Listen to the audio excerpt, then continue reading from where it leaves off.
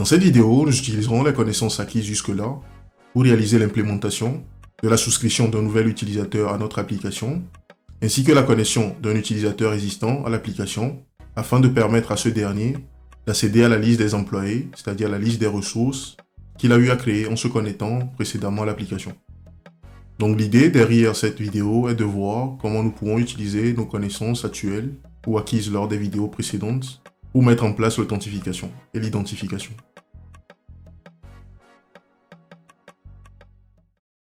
Notre application dans son état actuel se présente comme suit. Donc nous avons une liste d'employés avec la possibilité de supprimer des éléments de la liste, d'afficher le détail d'un élément de la liste ou d'ajouter un nouvel employé.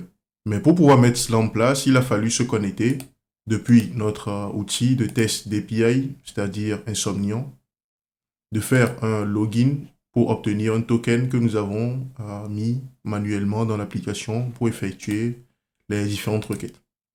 Donc l'idée actuellement, c'est de mettre en place le register, c'est-à-dire utiliser ce endpoint pour mettre en place la souscription d'un nouvel utilisateur, mettre en place également la connexion d'un nouvel utilisateur et gérer automatiquement les requêtes de sorte qu'on utilise ces tokens dans l'application ou que notre application utilise ces tokens à chaque fois qu'il doit faire des requêtes pour récupérer des informations des ressources précédemment créées, c'est-à-dire les employés qui existent déjà et qui ont été créés par l'utilisateur lors d'une précédente connexion. Donc pour atteindre cet objectif, nous allons mettre en place un menu général au niveau de l'entête de notre application qui va se présenter comme suit. Donc lorsqu'aucun utilisateur n'est connecté à l'application, le menu va se présenter comme suit. Le clic sur le bouton Register va rediriger sur une page qui va contenir un formulaire de souscription. Donc, suite à la souscription d'un utilisateur, l'utilisateur pourra plus tard se connecter en utilisant le lien de login ici, qui donnera également accès à un menu, qui donnera également accès à une page qui sera constituée d'un formulaire d'authentification. Donc, suite à l'authentification, l'utilisateur sera redirigé vers la liste que nous venons de voir, c'est-à-dire la liste des employés. Et suite à la connexion, nous souhaitons également changer le contenu du menu pour afficher le nom de l'utilisateur connecté, ainsi qu'un bouton lui permettant de se déconnecter. Donc pour la page de souscription, nous allons utiliser le lien Register.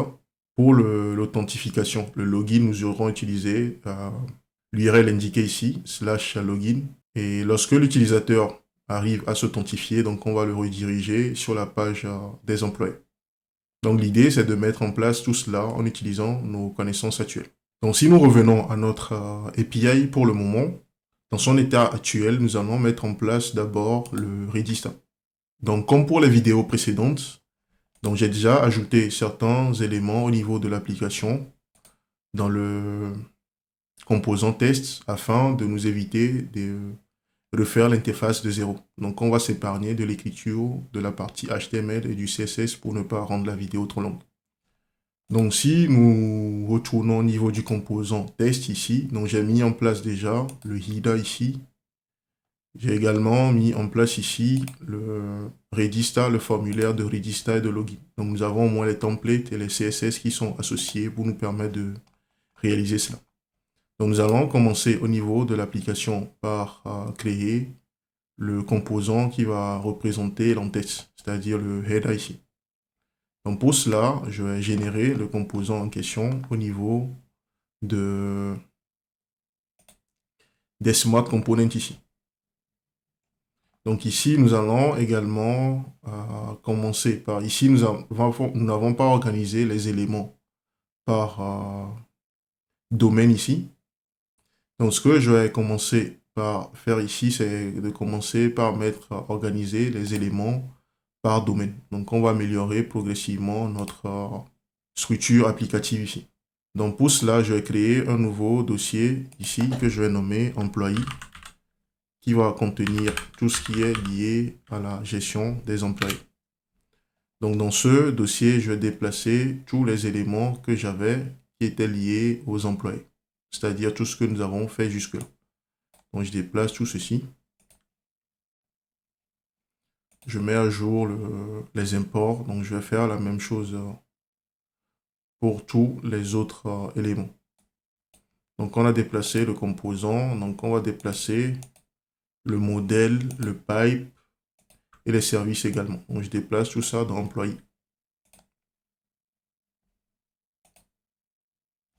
Donc, après avoir déplacé ces différents éléments, je vais juste ici relancer l'application et m'assurer que tout fonctionne comme avant.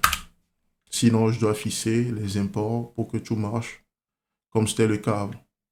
Donc, nous avons déjà un problème ici au niveau de ces imports. Donc, je vais juste réimporter les différents éléments. Donc, après le fils des différents imports, donc là, j'ai plus de message d'erreur, mais je relance là. Encore une fois, pour voir si j'ai pas de problème d'import. Vu que j'ai changé les chemins d'importation, donc là, on revérifie rapidement. Donc, j'ai pas de message d'erreur. Ici, j'ai pas de message d'erreur. J'ai pas de message d'erreur. Donc, dans l'ensemble, les imports sont bons. Donc, si nous retournons à l'application ici, donc je vais commencer ici par générer de nouveaux composants. Donc, dans un premier temps, je vais créer un nouveau dossier qui va contenir tout ce qui est lié à l'authentification. Je vais également créer un dossier qui va contenir des éléments qui sont partagés dans l'application. Donc, je peux nommer ça, par exemple, shared. Et dans le shared, je vais créer ici un dossier composant. Donc, on va reprendre un peu, à peu près la même structure que ce que nous avons fait précédemment pour le cas de l'employé. Donc, dans le shared, l'idée dans le shared, c'est de mettre le composant représentant l'entête, c'est-à-dire le header. Donc, je crée également un dossier ici que je vais nommer Smarts. Un dossier que je vais nommer UI.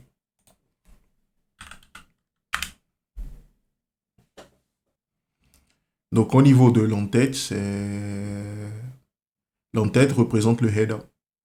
Donc, cela est censé m'afficher le menu ainsi que les informations sur l'utilisateur selon le besoin. Donc, pour le moment, je ne sais pas s'il faut le placer dans Smart ou dans UI. Donc, je vais le placer dans le Smart par défaut en attendant de refaire la structuration plus tard au besoin. Donc, je vais générer le composant en question. Donc, je fais ND generate component. Donc, je donne le chemin vers le dossier en question. Donc, je vais générer le composant dans les shared et je vais nommer le composant header. Donc, ici, je vais utiliser npis vu que j'ai pas la commande ng qui est disponible sur tout le système. Donc, on voit dans le shared, dans le smart, l'élément a été créé au mauvais endroit. Donc, il a été créé actuellement dans le app share smart au lieu de les créer dans le composant. Donc, j'ai raté la création où il y a le dossier, le chemin du dossier, c'est pas grave. Donc, je vais juste déplacer les éléments. Donc, je reviens là. Component, donc je m'attendais à avoir dans Component Smart. Donc, je vais juste supprimer ceci et redéplacer le dossier Smart dans mon component. Donc, déjà là, j'ai le Shared, Smart, Header et actuellement, nous souhaitons créer le composant Header. Donc, ce que je vais faire ici, c'est déjà de commencer par déplacer le template tout placé, les bons templates. Donc, je vais fermer tout ceci dans un premier temps. Donc, j'ouvre la partie où je stocke les templates. Donc, je vais déplacer tout ça. Je retourne dans le composant, le nouveau composant que je viens d'ajouter, c'est-à-dire le header component dans sa partie HTML. Donc, à la place, je mets ceci. Donc, je vais également aller chercher le CSS qui va avec. Donc, je récupère tout ça.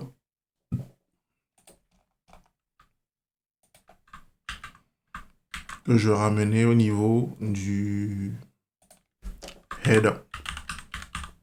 La partie CSS également.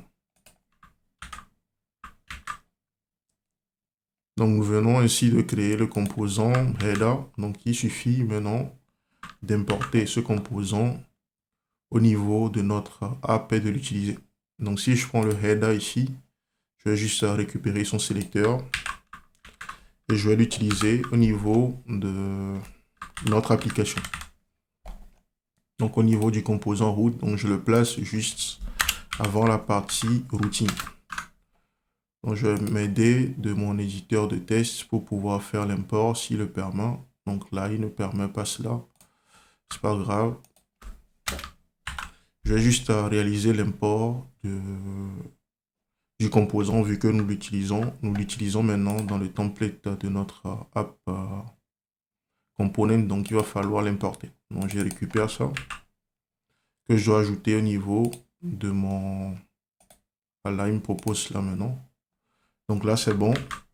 Donc, si je retourne au niveau de mon app components, la partie logique, je vais juste faire un save juste suite à l'import du header components. Et si on retourne là, donc on voit qu'il y a l'entête qui apparaît maintenant.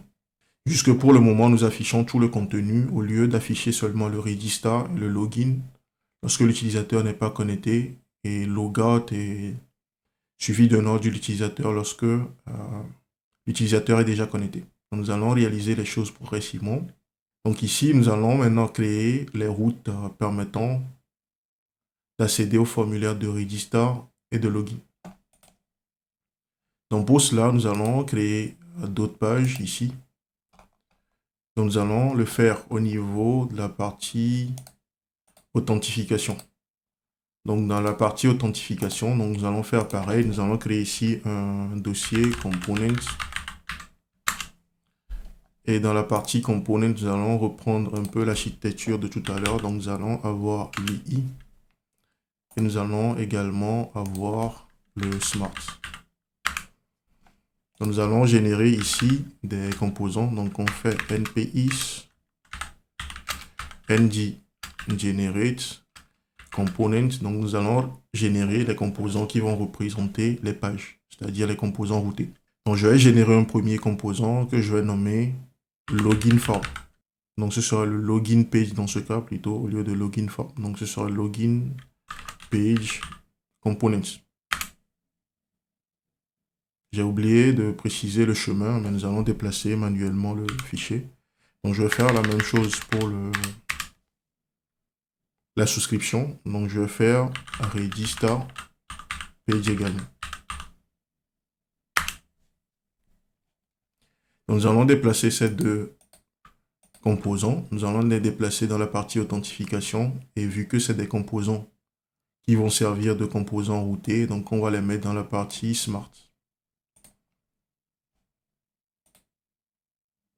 Nous allons ensuite mettre en place les différents composants que nous allons utiliser sur ces pages. Donc, on va mettre en place le login form et le register form. Mais dans ce cas, nous savons que nous n'allons pas réutiliser ces composants. Donc, on va plutôt créer ces composants directement sur ces... On va plutôt créer ces éléments directement sur ces pages au lieu d'avoir à créer des composants qui ne vont pas être réutilisés dans ce cas. Donc, nous allons créer le formulaire, ces différents formulaires directement sur ces pages. Donc, avant de faire cela, je vais juste mettre en place le routing. Donc, je vais aller au niveau de ma configuration de routing ici. Donc, je vais ajouter de nouvelles routes ici. Donc, je vais dire dans un premier temps que je vais avoir une route register pour pouvoir gérer la souscription. Et sur cette route, je souhaite avoir le composant register page.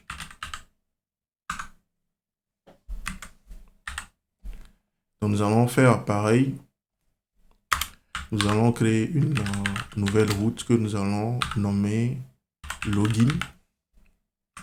Et cette route va prendre également comme composant, on va mapper sur le composant login page que nous venons d'ajouter. Donc l'idée derrière cela, c'est que lorsque nous allons retourner sur notre application et que nous allons faire /register,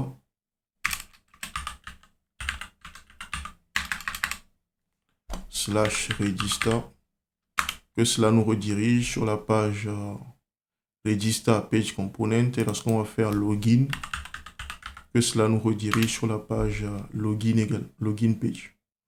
Donc c'est bon jusque là. Donc ce qui nous reste à faire, c'est de faire en sorte que on puisse accéder à ces différentes pages en utilisant le lien ici. Et également afficher plus tard les différents formulaires sur ces pages. Donc je vais retourner ici au niveau du header ici. Mon header component, donc je reprends la partie HTML ici. Donc au lieu d'afficher, d'avoir des liens comme ça, donc on va utiliser des routa links ici. Donc on va dire que nous souhaitons avoir un routa link qui pointe sur différents éléments.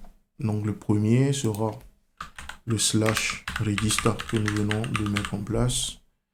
Et le second sera le /Login que nous venons également de mettre en place. Et jusque ici, nous utilisons une directive de routage alors que le header n'est pas au courant d'une déclaration quelconque d'utilisation de directive. Donc pour permettre cela, nous allons ajouter le support de cette directive au niveau de ce composant. Donc si nous revenons là et que je fais maintenant Regista, donc on voit qu'on est sur la page Regista. Lorsque je fais le login, on est sur la page login. Donc nous allons maintenant remplir le contenu de ces différentes pages en mettant les bons formulaires. Donc pour cela, je retourne sur les différentes pages. Donc je reprends ici le login page. Je prends la partie HTML. Et sur cette page,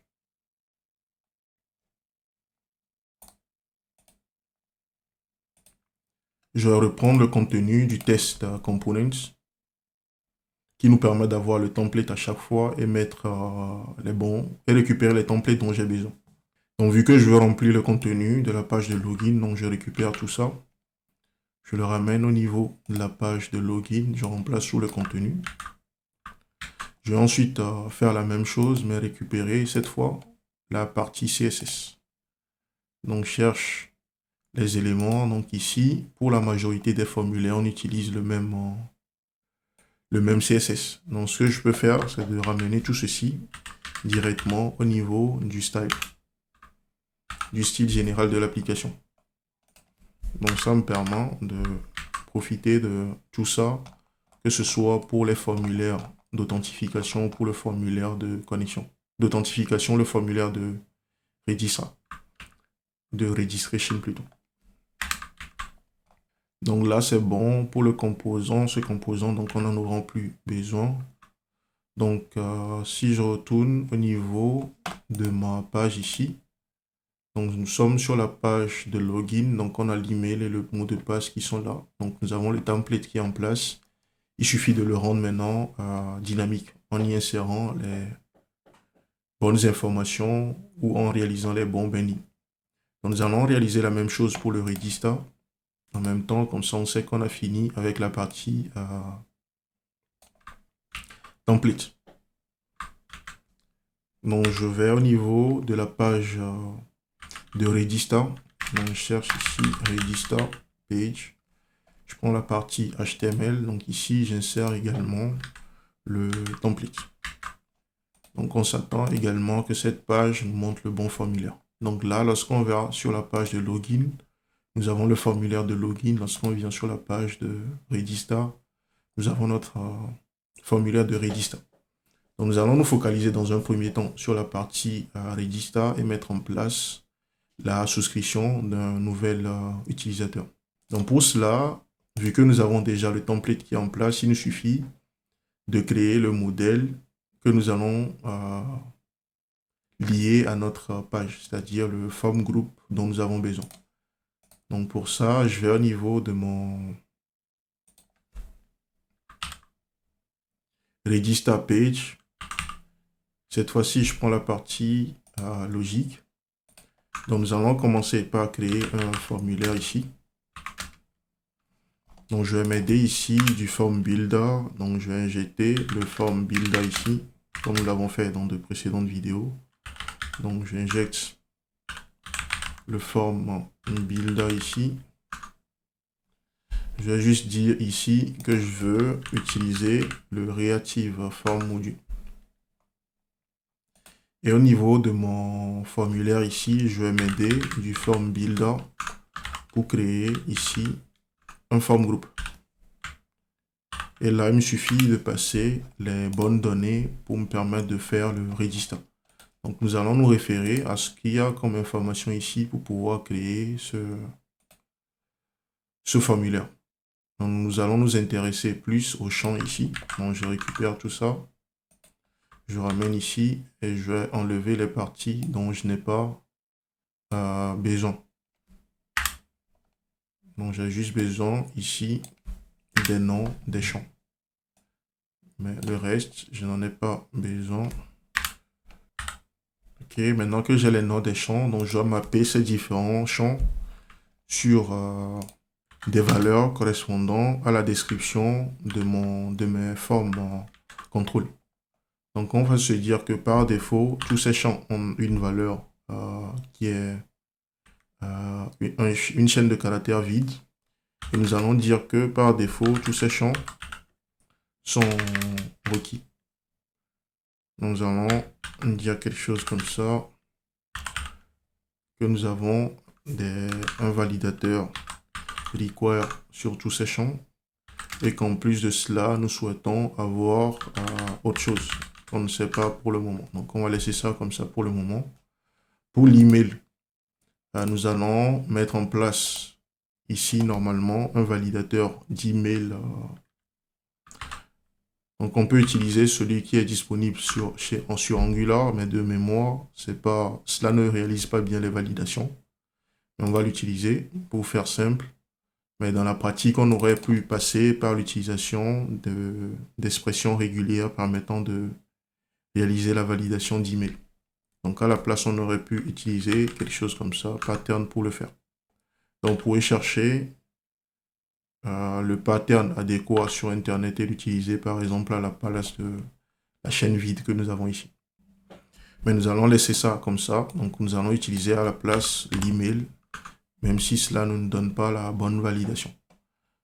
Donc, pour le mot de passe aussi, pareil, c'est conseillé d'utiliser. Vous trouverez des patterns en fonction de ce que vous souhaitez faire également sur Internet pour dire, par exemple, que je veux que mon mot de passe contienne 6 caractères qui respectent un certain format. Donc, pour ça également, on peut faire une recherche sur Internet et trouver le bon pattern. Donc, concernant le nom de l'utilisateur et son prénom et son nom, donc on va se dire juste ici que nous acceptons maximum 30 caractères pour les deux valeurs. Donc, on va utiliser simplement ça. Donc, je vais faire la même chose également ici. Donc, nous venons de mettre en place nos différents validateurs. Nous avons notre formulaire qui est prêt. Donc, il nous faut maintenant réaliser le binding ici. Donc, nous allons réaliser le binding avec les différents champs. Donc, je commence ici par mettre mon form group ici. Réaliser le binding avec le form. Et ensuite, pour chaque champ que j'ai ici, je dois avoir, pour chaque champ que j'ai de cette façon, donc je dois avoir les bonnes correspondances de form control name dessus. Donc le bon binding dessus. Donc je vais commencer par mettre en place ici un form control name comme ça et mapper ça sur certaines clés. Donc les clés, il s'agit des clés que nous avons déjà ici. Donc je vais utiliser ça directement.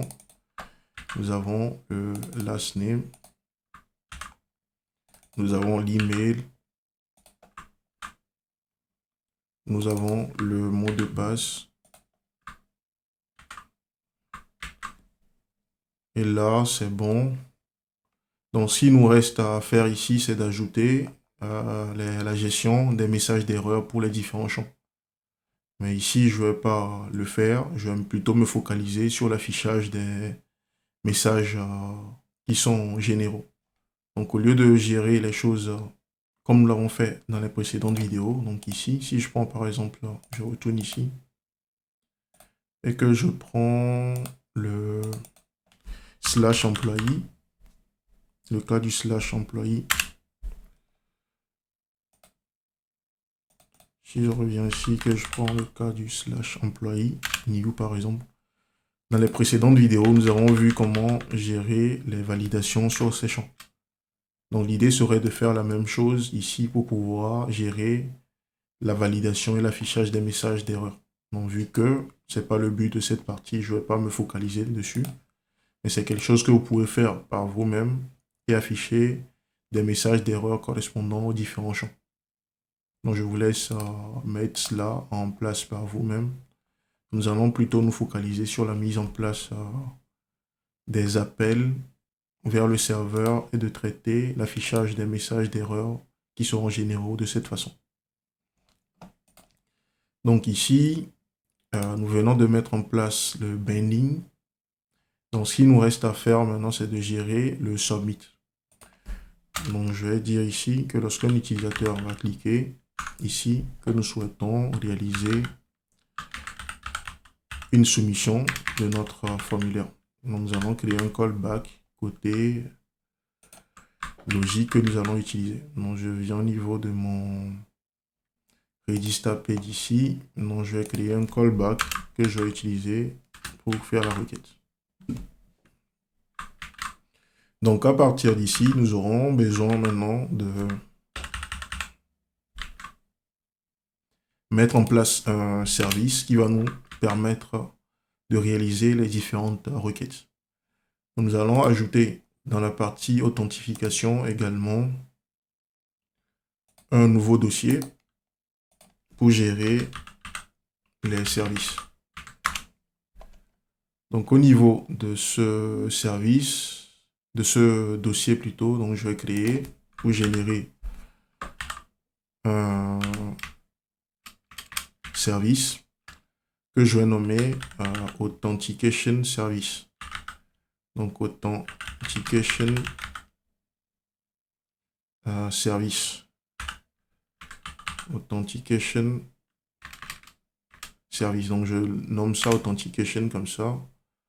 Je n'ai pas précisé le bon chemin. Donc, du coup, le service sera généré à la racine. Donc il va falloir récupérer cela et le déplacer dans le bon dossier. Donc je coupe cela et je le déplace dans le dossier authentication dans la partie service.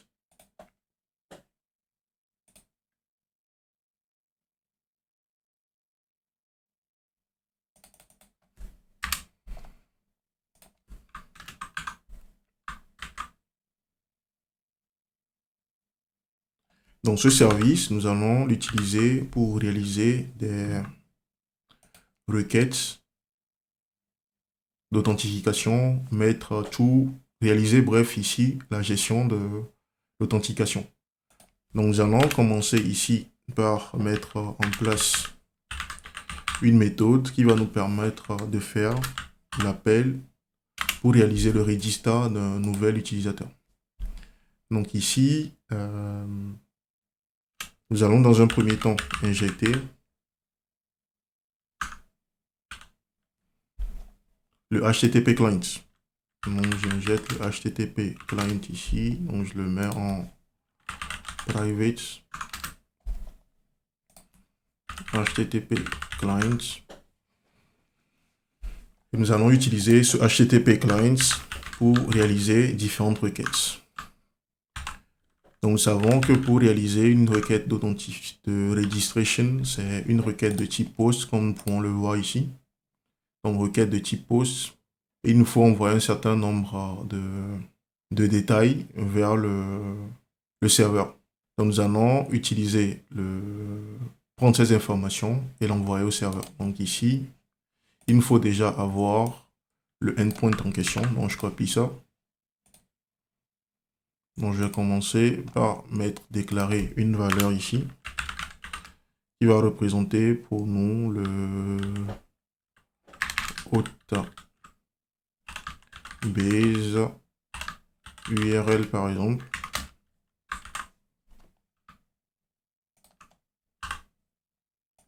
Donc ici, il faut rappeler le protocole qui est le HTTP. Et pour le register, donc du coup, on va, au lieu de faire tout ceci ici, nous allons juste faire ceci. Et pour le register, nous allons faire appel à ça. Nous allons faire quelque chose comme ça. /register. Donc ce serait le hôte des URL ici. J'ai une erreur ici.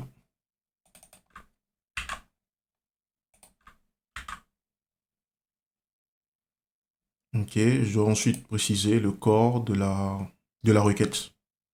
Donc les informations que nous souhaitons envoyer sont les informations sur un utilisateur. Donc si on se réfère, vu que c'est nous qui avons créé l'API ici, donc ce que nous devons faire dans la pratique, c'est d'utiliser ceci pour créer un modèle que doit respecter la requête que nous envoyons à l'application. Donc ça représente des informations sur un utilisateur.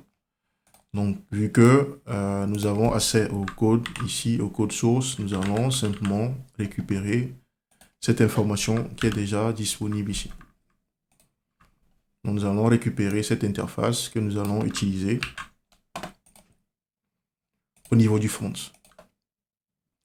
Donc, au niveau de l'authentification ici, je vais créer un nouveau dossier que je vais nommer modèle. Et dans ce dossier, je vais créer une nouvelle interface que je vais nommer user, par exemple user modèle.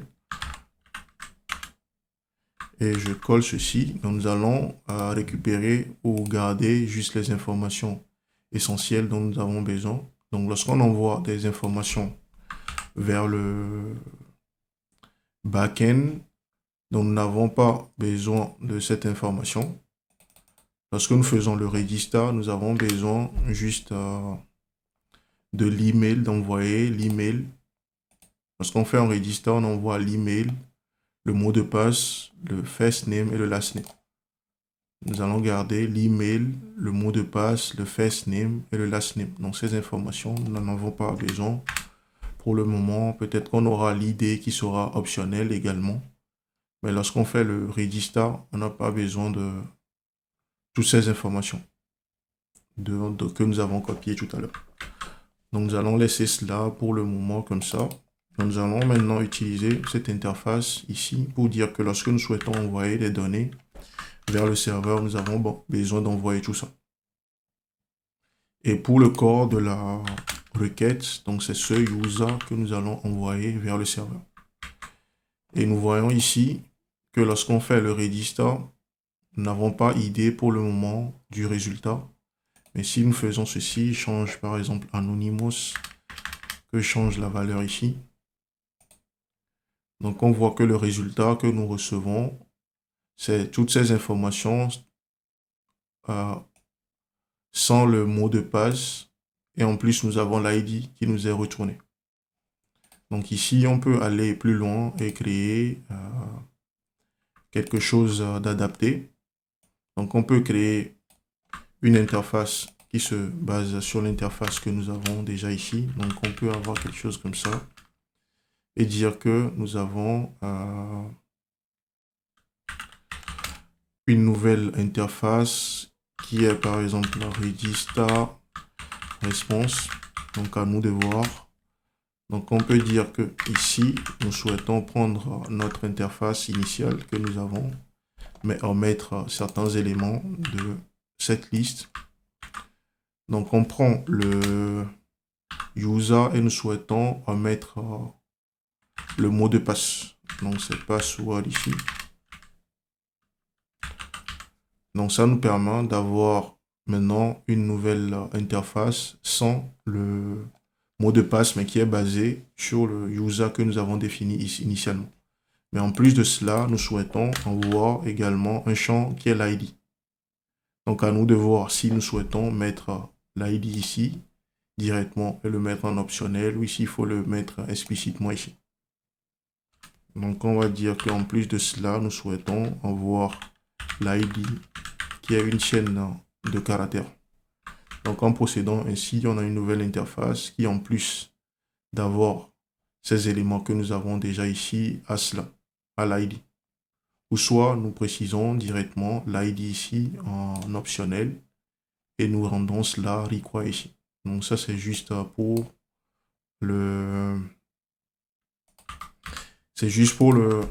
typage que nous ajoutons ça. Peut-être que nous n'en aurons même pas besoin dans l'application. Donc ici, je peux dire maintenant que lorsque je fais cette requête, que je reçois une réponse qui est sous ce format. Donc là, maintenant, il faut retourner ceci et l'utiliser pour faire notre fameuse requête.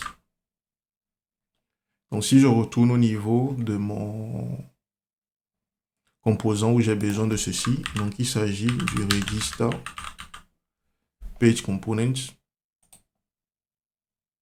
Donc lors du submit ici, dans un premier temps, je dois récupérer les informations contenues dans le formulaire. Donc je fais formulaire.values pour récupérer l'ensemble des informations contenues dans le formulaire. Et ici, je souhaite extraire seulement les informations dont j'ai besoin, à savoir l'email, le mot de passe, le first name et le last name.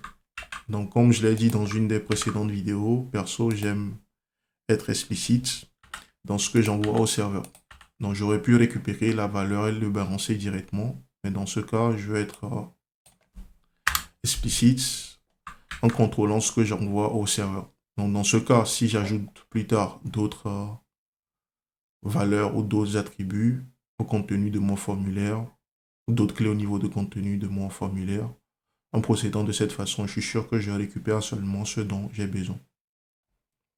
Donc, je vais utiliser ensuite tout ça pour créer les informations sur l'utilisateur. Donc, je dis par exemple user égale à tout ceci. Et que je peux ensuite utiliser l'injection du service qui va me permettre de faire la requête. Donc ici, je vais juste ajouter l'injection au service que nous venons de créer, donc le Authentication Service. Donc je vais nommer ça de cette façon. Donc on va dire inject. Donc on va injecter ici notre Authentication Service ici.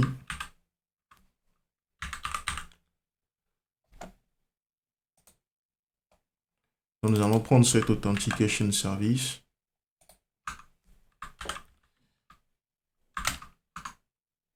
Et réaliser la requête de register.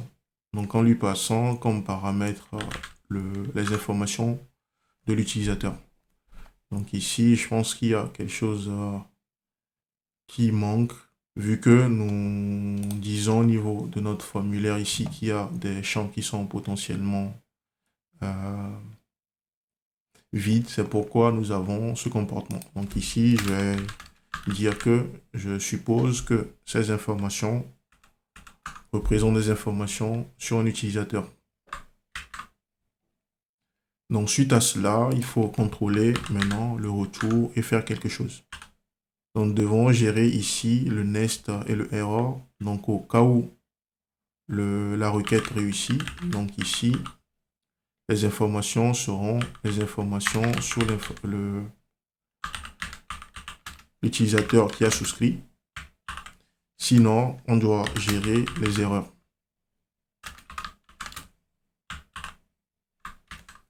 Donc, dans notre cas, nous pouvons ici simplement, lorsqu'on reçoit les informations sur l'utilisateur, on peut simplement vider le contenu de notre formulaire ici.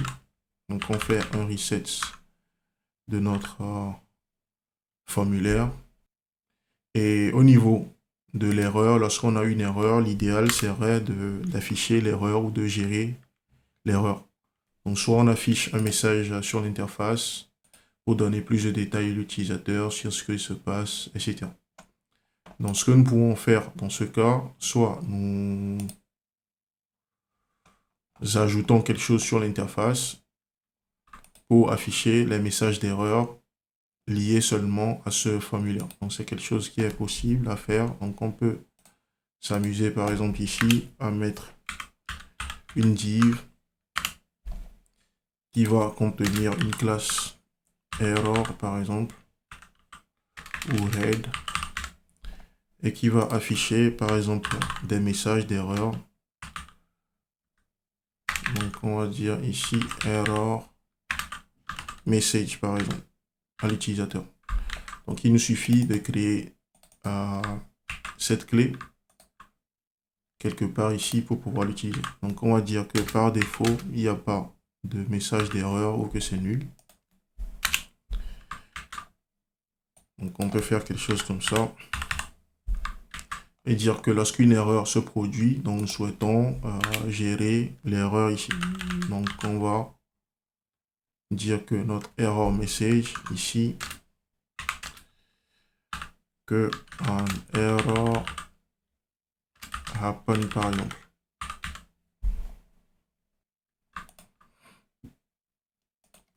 Donc on va dire ici que ça peut prendre une valeur nulle, une chaîne de caractères. Donc ici, l'idée serait, en fonction de l'erreur qui serait générée, de récupérer et de gérer le contenu de l'erreur ici et d'afficher le bon message d'erreur. Mais j'ai mis ce message de façon générale ici.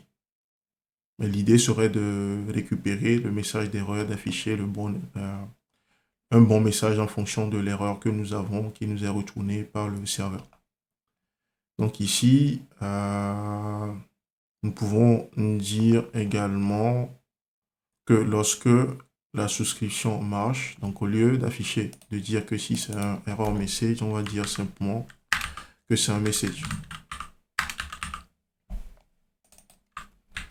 Donc cela va nous permettre dans le cas de l'erreur, de gérer l'erreur et dans le cas du success d'afficher par exemple un message à l'utilisateur pour lui dire user. Donc on va mettre un message qui est un peu parlant ici.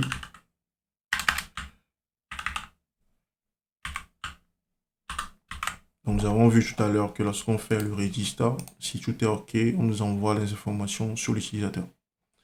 Donc on peut dire simplement que l'utilisateur préciser le nom et son prénom et son nom, dire que l'utilisateur s'est bien enregistré. Donc du coup ici, ça veut dire qu'on va récupérer ici les informations de l'utilisateur. Donc je peux dire ici register user, récupérer par exemple son first name, son last name et utiliser ça ici. Donc on va dire first name et last name. Donc l'idée c'est juste d'informer l'utilisateur que quelque chose s'est passé. Donc on va dire ceci les 10 threads. Donc là, ce serait finalement un message générique à afficher en fonction du succès ou de l'échec de la requête. Donc on va retourner au niveau de la partie HTML et mettre ici message. Donc ça veut dire qu'on doit gérer juste dans ce cas les classes en fonction du fait que la requête a réussi ou pas. Donc je peux laisser ceci comme ça dans un premier temps. Donc on va pas aller trop dans les détails. Donc l'idée c'est juste d'afficher quelque chose à l'utilisateur lorsque nous avons une erreur ou l'informer de ce qui se passe. Donc on laisse ça comme ça pour le moment. Donc dans une application, il va falloir gérer les classes et tout ça. Donc je ne vais pas perdre du temps à faire cela. Donc nous avons mis en place le register. Donc on va tester cela pour voir ce que ça donne. Donc je viens là, je prends ma partie network pour voir ce qui se passe. Donc j'ajoute un nouvel utilisateur que je vais appeler par exemple Toto. Je dis qu'il est du niveau, je suis au niveau du register. Donc register, donc je prends un nouvel utilisateur, je vais dire que son nom c'est AB, que son last name, c'est ça, que son email, c'est do, arrobase. Donc ici, nous allons réaliser les tests rapidement. Donc, on met un mot de passe. Donc, on va mettre un mot de passe qui est un peu fort et qu'on peut réutiliser après. Parce que de toute façon, si on ne met pas un bon mot de passe, donc on va tester cela, l'application. Le backend va nous retourner une erreur. Donc, je fais ceci, je fais le register. Donc, on voit que j'ai le register, la requête qui est bien effectuée. Et j'ai une erreur qui me dit que mon mot de passe, j'ai un souci au niveau du mot de passe. C'est que le mot de passe doit contenir ou doit respecter un certain format, comme indiqué ici. Donc, dans la pratique, il faudra récupérer ces messages d'erreur et de formater et afficher le détail à l'utilisateur. Donc ici, nous avons juste error happen qui est affiché, mais qui ne donne pas assez de détails. Donc on peut s'amuser à faire cela. Donc lorsqu'on récupère la requête, l'erreur, on peut, comme je l'ai dit ici, traiter le contenu et afficher le bon message à l'utilisateur. Donc ici, nous allons juste nous passer de cela. Donc je vais récupérer cette information, c'est-à-dire un bon mot de passe ou un mot de passe fort, et nous allons l'utiliser pour réaliser la requête. Donc je fais le register. Donc on voit qu'il nous dit ici que cet utilisateur a été enregistré avec succès. Donc j'ai un petit message qui est affiché ici, mais qui n'est pas formaté. Donc, vous pouvez réaliser le formatage par vous-même. Donc ici, oui, on va s'amuser à faire cela rapidement. Donc je retourne sur la partie Register Page. Donc je vais juste ajouter une classe ici pour dire que ça représente pour moi message et que je souhaite rendre ça un peu plus joli. Donc on va retourner ici. Donc on va dire que ceci, on va juste lui donner un font size qui est par exemple 1,4 REM pour que ça soit un peu plus grand et joli. Donc on refait un test une fois.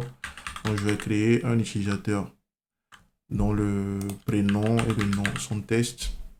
Et nous allons dire que son email c'est test@test.com par exemple. Et nous allons utiliser le mot de passe que nous avons ici.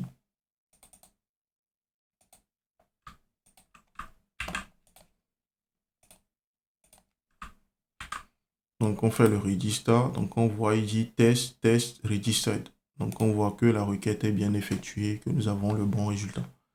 Donc là, nous venons de mettre en place le register et pour tester que ceci marche, nous pouvons au niveau du login utiliser les informations de l'utilisateur que nous venons de créer, c'est-à-dire test. Donc on va utiliser ces informations, test@test.com pour essayer de se connecter. Donc on va faire ceci. Et le mot de passe, vu que c'est ici que nous avons copié les mots de passe, donc les mots de passe seront égal à ce que nous avons précédemment saisi. Donc si je fais ça, je m'attends à avoir un token qui me soit généré. Donc j'ai le token qui est bien généré et qui montre que le register fonctionne. Donc nous allons essayer maintenant de mettre en place le login également. Donc je retourne sur la page de login. Donc nous avons également le template qui est déjà en place. Donc nous allons faire comme tout à l'heure. Nous allons nous focaliser sur le binding et le fait de faire les requêtes. Donc si je reviens au niveau de mon application, donc je ferme tout ça.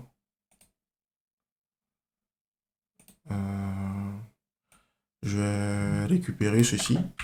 Donc je vais au niveau de la page de login, donc je fais login page. Je vais juste utiliser ceci. Donc je vais créer un message au niveau de ma partie logique. Et je vais dire que ceci peut être nul ou ceci peut prendre une valeur qui est une chaîne de caractères. Donc, si nous reprenons maintenant le formulaire, donc nous allons mettre en place le binding, créer notre élément de formulaire. Donc, je reviens là. Je vais créer notre élément de formulaire. Donc, comme pour le cas du registration, nous allons commencer ici par injecter dans un premier temps le form builder. Donc, je fais un private ici. Je prends mon form builder. Il faut noter que je ne respecte pas forcément l'encapsulation à certains endroits. Donc ici, par exemple, j'aurais mis le service d'authentification en private et ceci en private.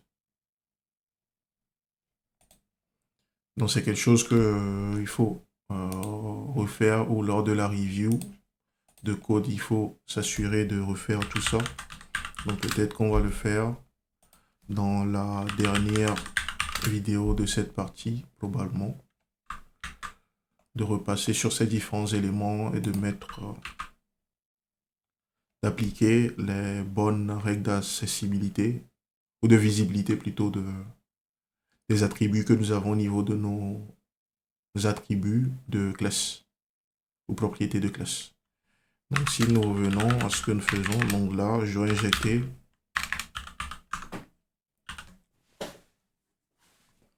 le form builder.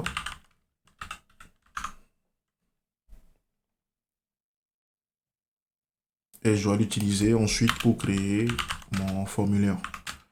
Donc je fais this form builder, je crée le groupe de formulaire. Et ici, je mets les différentes clés dont j'ai besoin pour créer mon formulaire. Donc ici, j'aurai besoin de deux choses essentielles pour le login. Donc j'aurai besoin de l'email et du mot de passe. Donc je fais cela ici. Donc je mets juste email. Et je dis que la valeur par défaut, c'est ceci. Qu'il n'y a rien. Donc concernant cette partie, j'ai pas besoin de rendre les valeurs obligatoires parce que l'utilisateur peut faire ce qu'il veut. C'est un formulaire d'authentification. Donc à lui de faire ce qu'il veut. Ou ouais, ce serait pas logique de laisser ça comme ça. Donc du coup, je fais pareil. Donc je vais dire juste ici que cette valeur doit être renseignée. Donc on va mettre un validateur ici. On require également. Donc comme je le disais tout à l'heure, nous n'allons pas gérer l'affichage des messages d'erreur. Donc je vous laisse gérer cela par vous-même. Parce que cela prendrait du temps pour rien. Ce n'est pas l'objectif de cette vidéo. Nous avons déjà fait cela dans une précédente vidéo, donc vous pouvez vous baser sur cela pour le faire. Donc nous avons notre formulaire qui est en place. Nous allons réaliser le binding ici. Donc on va faire form group ici. Pour le moment, nous n'avons pas l'autocomplétion parce que Angular ne sait pas que nous souhaitons utiliser des directives liées au reactive form ici. Donc on va dire juste qu'on utilise des reactive form, des éléments provenant du reactive form. Et lorsqu'on retourne ici, donc on peut maintenant réaliser le binding.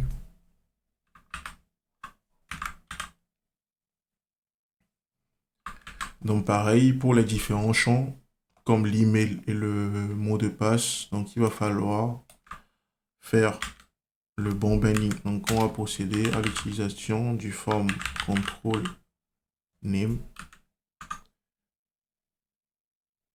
et spécifier les bonnes valeurs ici. Donc ici, nous allons dire que cela correspond à l'email. Et pour cette partie, que cela correspond au password. Donc nous venons de mettre en place le binding. Il va nous falloir juste gérer maintenant le clic ou la soumission de ce formulaire. Donc le onSubmit.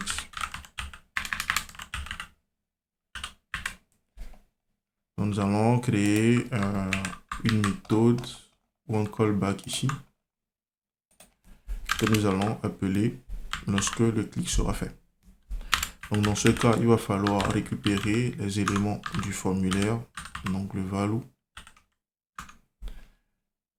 Récupérer encore de façon explicite l'email et le mot de passe. Donc on récupère ces deux informations. qu'on va envoyer quelque part sur un serveur pour l'authentification. Donc, on récupère ces informations. On stocke ça ici. Donc, il va nous falloir également ici injecter le service d'authentification pour pouvoir effectuer les différentes requêtes. Donc, je vais mettre autre service. Nous allons injecter le service d'authentification. Authentication service.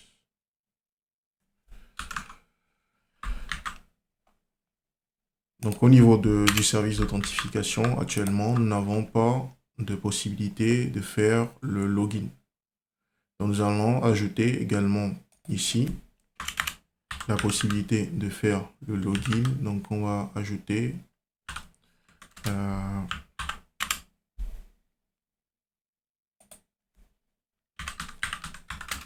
le support ou la possibilité de réaliser la requête de login.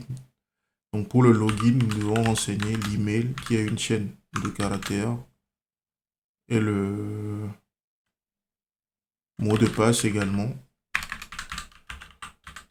qui est une chaîne de caractères. Donc, lorsqu'on effectue cette requête, donc on doit faire appel ici, faire une requête de post sur l'URL adéquat. Donc, nous allons récupérer l'URL ici. Donc, dans ce cas, il s'agit de /login. Donc, du coup, je fais la même chose que tout à l'heure. Donc, je reprends tout ça.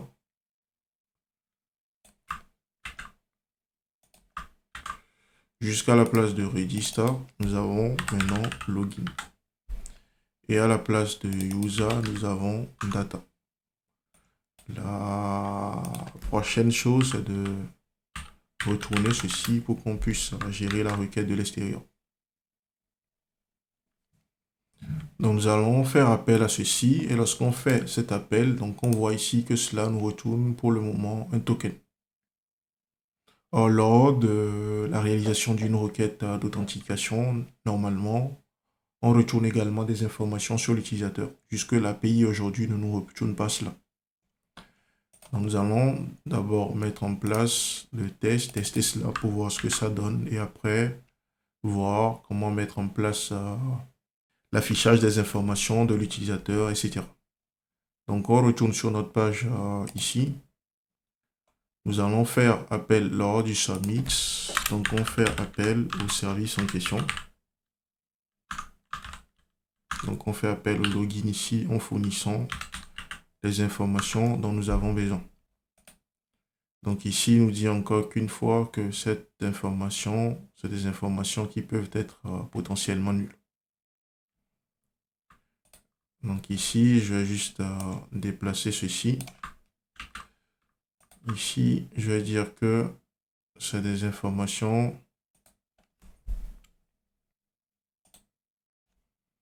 ok, je peux mettre ça à l'extérieur, mais je laisse tout ça ici. Donc, je vais déclarer un type ici que je vais nommer, par exemple, login data, par exemple. Donc, je vais correspondre tout cela à ça.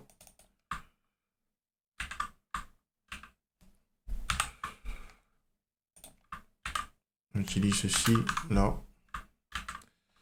On va juste dire que ceci est considéré comme étant ceci. Ici, il fallait mettre le bon. C'est un type, donc je dois mettre les choses en majuscule ici. Donc, je vais faire la même chose au niveau du service ici.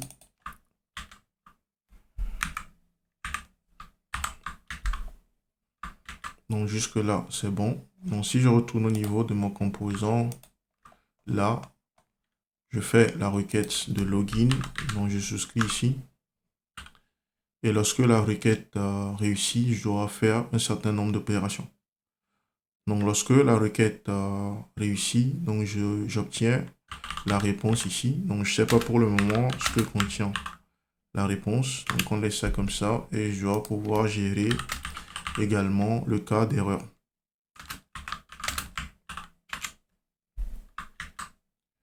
Donc, nous allons gérer progressivement ces différents cas. Donc, ici, il me dit que cette façon de faire est dépréciée. Donc, je vais juste faire comme ça et nous allons utiliser la méthode du nest qui map sur quelque chose et la méthode du error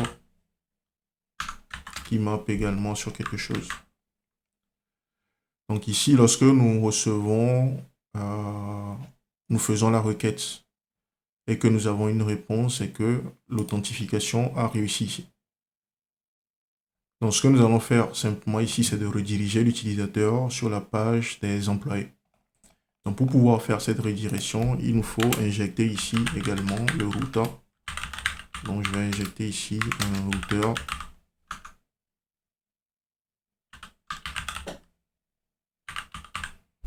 Donc on va dire que lorsque l'authentification réussit, donc on redirige l'utilisateur sur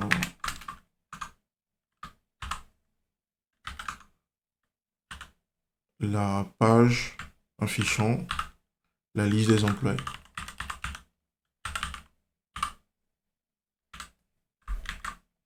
Donc sinon, nous souhaitons afficher le message dans la console. Donc ici,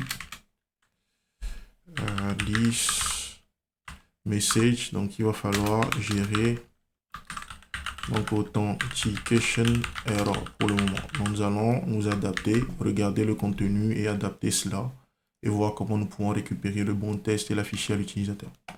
Donc si je viens là et que je mets du n'importe quoi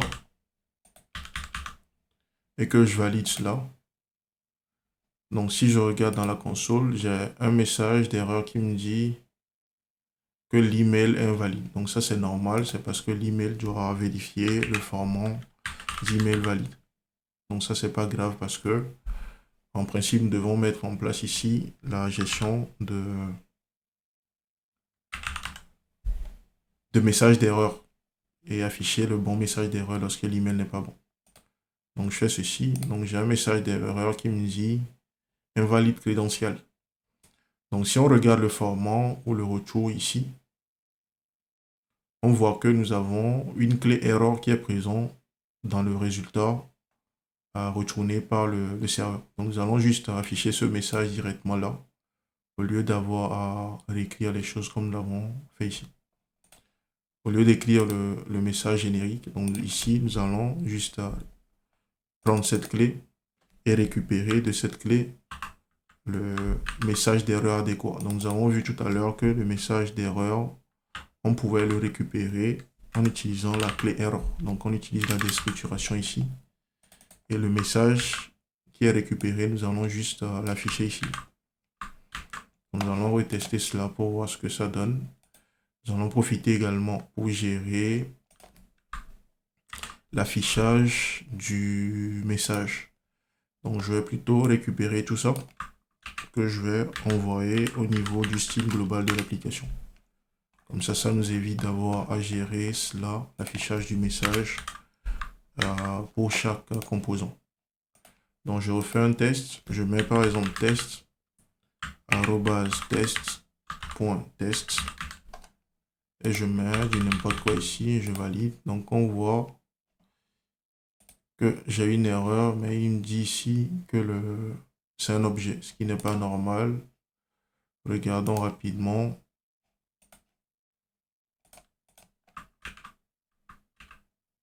Donc j'ai récupéré l'erreur. Je vais juste afficher ceci dans la console pour voir.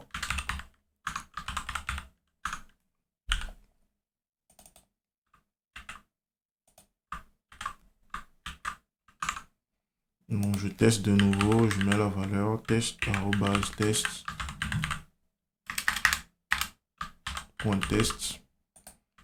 Je saisis du n'importe quoi, je fais du login.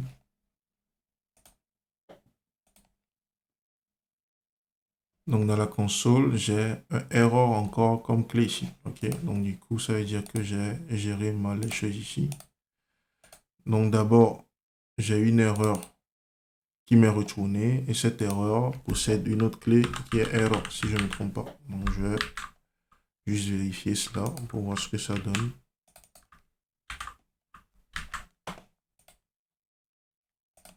Donc on refait le test, test.test. On met du n'importe quoi, on fait le login. Donc là, on voit qu'on a un valide crédentiel qui est affiché ici. Donc cela va demander à l'utilisateur de ressaisir la valeur jusqu'à ce que la valeur soit bonne. Donc si on se réfère à ce que nous avons fait précédemment en envoyant les requêtes, donc je vais récupérer ceci et utiliser le mot de passe, le mot de passe pour voir si on sera redirigé sur la bonne page. Donc là, on vient de gérer le cas où le mot de passe est invalide. Donc nous essayons de voir si nous renseignons un bon mot de passe, quel sera le comportement. Donc nous renseignons le bon mot de passe, on s'attend à ce qu'on fasse le login, qu'on soit redirigé sur la page des employés. Donc je fais ça, donc on voit qu'on est redirigé sur la place des employés. Donc là, nous avons mis en place l'authentification, c'est-à-dire la connexion. Mais lorsqu'on fait cette requête de login, on obtient en retour un token.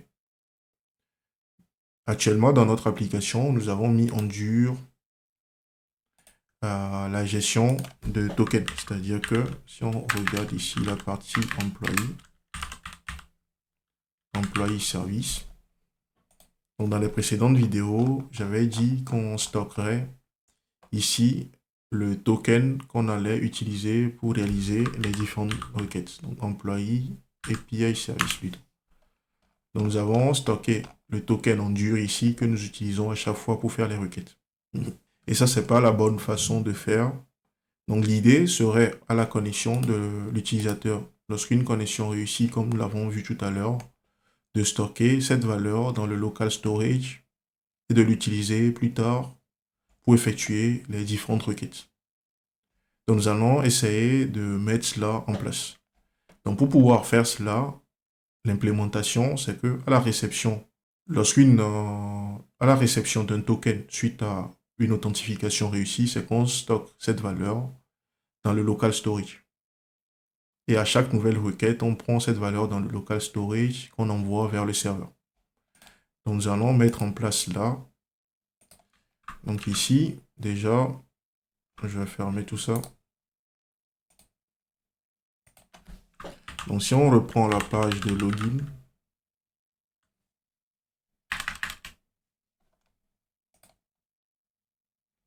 ensuite à la réception d'une requête OK, donc venons de voir que le contenu de la requête, cette requête ou cette réponse contient le token. Donc nous allons commencer ici par extraire l'information en question. Donc nous extrayons le token dans ce cas que nous pourrons utiliser pour, selon les besoins, et le stocker dans notre local storage. Donc pour le moment, je laisse ceci comme ça.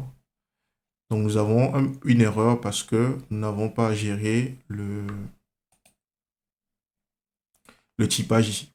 Donc pour le moment, lorsqu'on fait cette requête, ce que nous obtenons, c'est que c'est un objet doté d'une propriété token qui est une chaîne de caractères. Donc si je reviens au niveau de mon composant, maintenant, lorsque je fais la requête, donc je peux extraire d'ici le token et l'utiliser comme je le souhaite. Donc au lieu de stocker directement le token dans le local storage ici, nous allons plutôt mettre une méthode au niveau de notre authentification service pour pouvoir gérer le stockage du token. Donc ici, nous allons ajouter une méthode qui peut être appelée pour stocker le token. Donc nous pourrons nommer ça par exemple save auth token. Et cela va prendre comme paramètre une chaîne de caractères qui représente le token d'authentification. Donc nous allons utiliser le local storage. Donc local storage et stocker cette clé dans le local storage à sa réception. Donc on va faire quelque chose comme ça et stocker la donnée dans le local storage. Donc on peut faire quelque chose comme ça et stocker la valeur. Donc plus tard, lorsque nous allons souhaiter récupérer la valeur, donc on peut mettre également en place un get auth token pour nous permettre de récupérer ce token lorsque nous en avons besoin. Donc on va faire encore une fois local storage pour get item par exemple et stocker ici et récupérer plutôt la valeur en utilisant la clé que nous avons ici. Donc nous allons déjà mettre en place là. Donc à la récupération du token suite à une authentification réussie, donc on va faire le auth service et nous allons faire save au token et sauvegarder le token que nous avons récupéré ici. Donc cela permet juste de mettre la donnée dans le local storage. Nous allons faire un test pour voir ce que ça donne. Donc si je reviens sur la page de login, que je mets les informations de connexion, c'est-à-dire le mot de passe et l'email en question.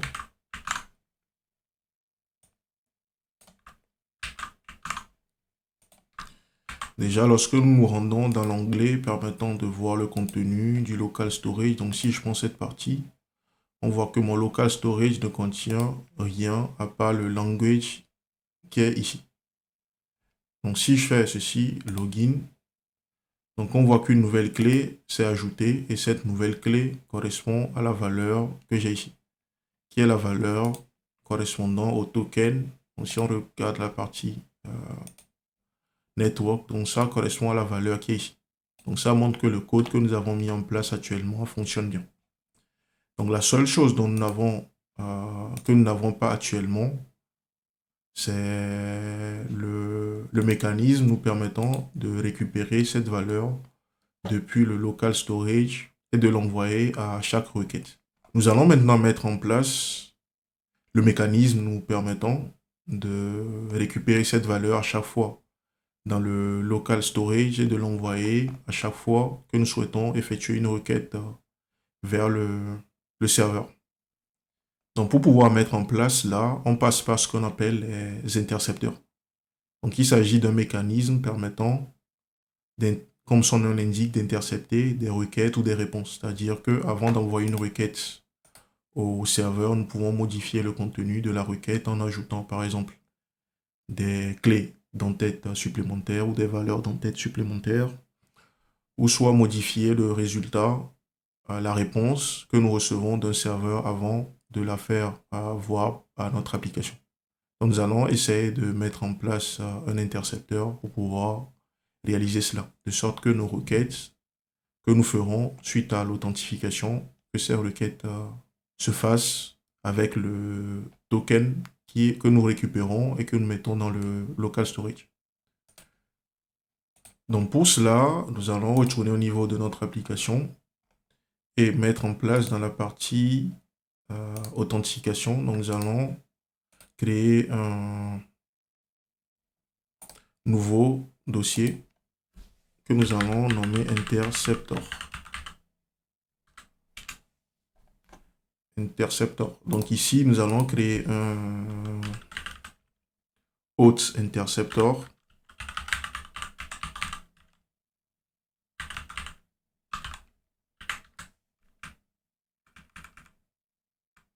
Donc il s'agit d'un intercepteur qui va nous permettre de gérer l'authentification, les entêtes d'authentification. Donc son rôle sera juste de récupérer les requêtes que nous souhaitons envoyer, de modifier l'entête en y ajoutant le token d'authentification. Donc il s'agit simplement d'une fonction qui prend en paramètre deux valeurs. Donc ici, nous allons créer une fonction qui prend en paramètre deux valeurs. Donc on va nommer déjà cette fonction auth interceptor par exemple. Et cette fonction prend deux paramètres, dont le premier représente la requête qui passe par l'intercepteur. Donc il s'agit d'un HTTP request. Et le deuxième paramètre est une fonction nous permettant de passer la requête au prochain intercepteur. Donc, il s'agit d'une fonction qui nous dit que nous avons juste terminé avec le traitement qui est en cours. Et nous devons retourner un appel à la fonction qui permet de dire que nous avons fini le traitement de la requête en cours en lui passant comme paramètre la requête finale. Donc, c'est cette requête finale qui sera vue par le serveur. Donc, la requête modifiée. Donc, ici, on nous dit de préciser la valeur. Donc, ici, disons que nous ne connaissons pas le contenu de la requête que nous souhaitons effectuer. Que nous n'avons pas le bon typage. Donc, en procédant, ainsi, on vient de créer un intercepteur. Donc, il nous suffit maintenant d'indiquer au niveau de la configuration du HTTP client, donc au niveau de la configuration applicative. Donc, on va retourner ici au niveau de la configuration applicative et ajouter quelque chose de supplémentaire et ajouter une information supplémentaire pour indiquer à Angular que nous souhaitons utiliser l'intercepteur. Donc, on va indiquer ici with interceptors et préciser la liste des intercepteurs qui peuvent intercepter les requêtes qui passeront sur notre application. Donc, on va juste faire appel ici à la fonction que nous allons juste mettre ici la référence vers la fonction que nous venons de créer. Donc, pour voir pour avoir une idée du fonctionnement des intercepteurs et montrer que notre intercepteur marche bien, nous allons faire un log ici pour voir le contenu des requêtes qui passent par notre application. Donc, ça veut dire que désormais, lorsqu'on fera une requête vers un serveur, donc cela va afficher le contenu dans la console si notre intercepteur que nous avons mis en place ici marche. Donc, si cela marche, nous allons revenir pour modifier son fonctionnement de sorte à injecter les tokens que nous récupérons depuis l'Authentification Service. Donc, si je me réfère à ce que nous avons ici, donc lorsqu'on vient sur la page la première fois, on réalise une requête vers /employee. Donc, si on regarde dans la console, donc si je refais ceci et que je reviens là, que je retourne sur la page des employés, donc on voit que j'ai la console qui m'affiche l'URL de la requête qui vient d'être effectuée. Donc si je vais par exemple sur la liste des employés et que j'ajoute un nouvel employé ici, et que je fais la requête d'ajout, donc on voit qu'il m'indique encore une fois que j'ai fait une requête vers le /employee. Donc cela montre que notre intercepteur marche bien. Donc on voit que suite à cela, on a encore une requête qui est effectuée vers le /employees. Donc cela montre au moins que ce que nous avons mis en place ici fonctionne et qu'il est appelé pour intercepter les requêtes qui vont vers le serveur à chaque fois. Donc l'idée derrière ce que nous souhaitons faire, c'est d'injecter dans cette requête maintenant les tokens, le token plutôt que nous avons stocké côté client, c'est-à-dire dans notre local storage ici. Dans notre local storage ici. Donc c'est d'envoyer cette requête à chaque fois que nous effectuons une nouvelle requête. Donc le token que nous utilisons actuellement pour faire cette requête, si on vérifie, elle est différente de la requête du token que nous avons stocké dans le local storage. Donc si on regarde ici, request header, donc on voit que nous avons une clé d'autorisation une clé d'authentification ici qui est différente de ce que nous avons stocké côté client. Donc on voit que ceci se termine par GMI. Donc si je pense que nous avons au niveau du application, donc on voit que la valeur ici, si on regarde tout à la fin, donc ça se termine par QS. Donc le GMI, c'est ce que nous avons mis en dur dans notre service que nous avons créé ici. Le service que nous avons créé précédemment ici. Donc il s'agit de ce token qui est utilisé actuellement. Donc l'idée, c'est de remplacer cela par le nouveau token qui est disponible dans le local storage. Donc pour faire cela, nous allons déjà au niveau de notre intercepteur injecter le service nous permettant de récupérer les informations ou le token dans le local storage. Donc il nous faut injecter déjà ici notre authentication token, plutôt notre authentication service. Donc je vais injecter le auth service ici. L'idée est de permettre d'utiliser le auth service, donc authentication service.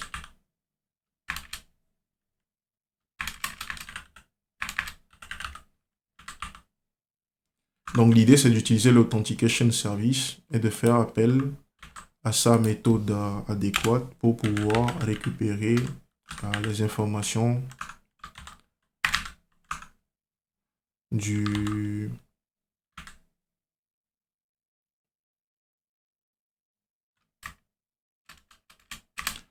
le token plutôt. Donc ici je peux faire auth service. Donc l'idée c'est de faire get auth token, de récupérer le token et de l'utiliser pour modifier la requête que nous faisons actuellement. Donc ceci nous fournit le token. Donc, nous allons utiliser maintenant ce token et modifier le contenu de notre requête en y insérant dans l'entête un token d'authentification, c'est-à-dire le BIRA comme nous l'avons fait ici. Donc l'idée c'est de faire quelque chose qui ressemble à ça, mais que ça ne soit plus manuel. Donc pour pouvoir faire cela, il faut au préalable modifier la requête que nous avons ici. Donc pour pouvoir faire cela, la méthode qui est fournie par Angular pour le faire, c'est de cloner la requête que nous avons actuellement. Donc en faisant appel au clone, cela nous retourne une nouvelle requête. Donc on peut dire ici final request, donc la requête modifiée, c'est au final ceci. Donc le clone permet de modifier de façon immutable la requête qui est en cours. Donc on va juste indiquer que nous souhaitons modifier cette requête et la partie que nous souhaitons modifier, c'est juste le headers. Donc nous voulons prendre le headers actuel et ajouter certaines informations à ce header. Donc on va dire que nous souhaitons ajouter une information supplémentaire qui est le authorization. Donc on va se référer à ce que nous avons ici.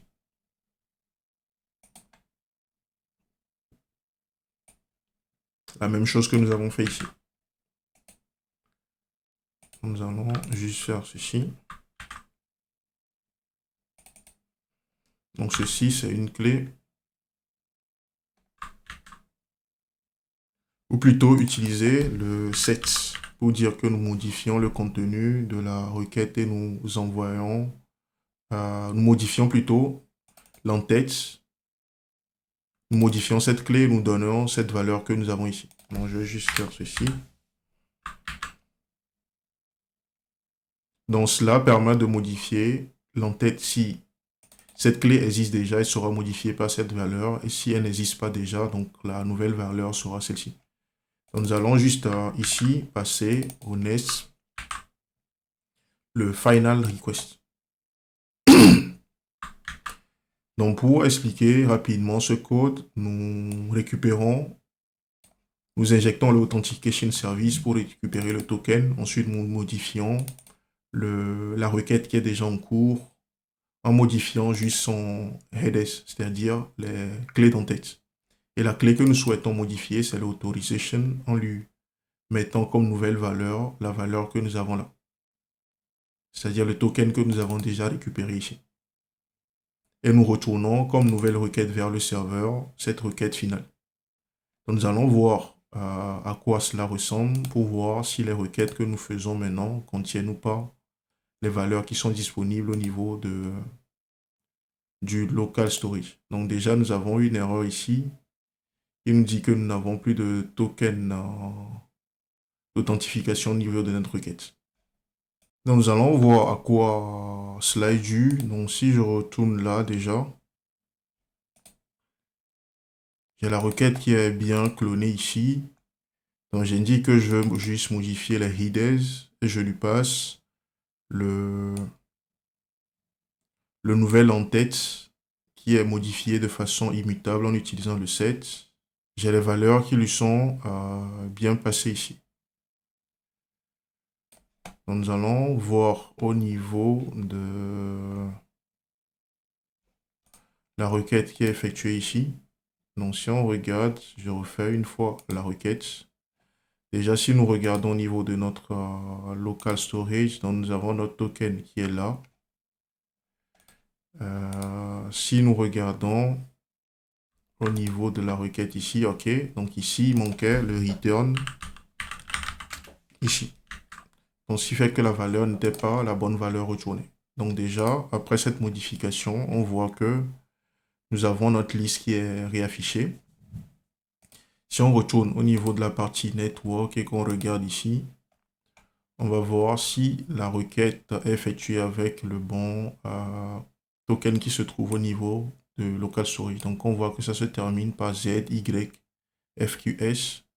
Donc, si nous reprenons ce que nous avons ici, donc nous avons la valeur ZYFQS qui correspond bien au token que nous avons stocké ici. Donc, cela montre que l'intercepteur que nous avons mis en place fonctionne bien. Donc, nous allons continuer. Donc, nous allons maintenant remettre un peu au propre le code que nous avons. Donc, maintenant que nous avons mis en place notre intercepteur, nous pouvons supprimer au niveau de nos employés API Service tout ce que nous faisions précédemment de façon manuelle. C'est-à-dire tout ces parties. Donc, on peut enlever ces parties, c'est-à-dire le fait de mettre manuellement les en-têtes. On va supprimer tout cela. Donc, je supprime tout ça au niveau du précédent code. Donc, on va voir toutes les parties où on définissait manuellement l'en-tête. Donc, nous allons maintenant les supprimer.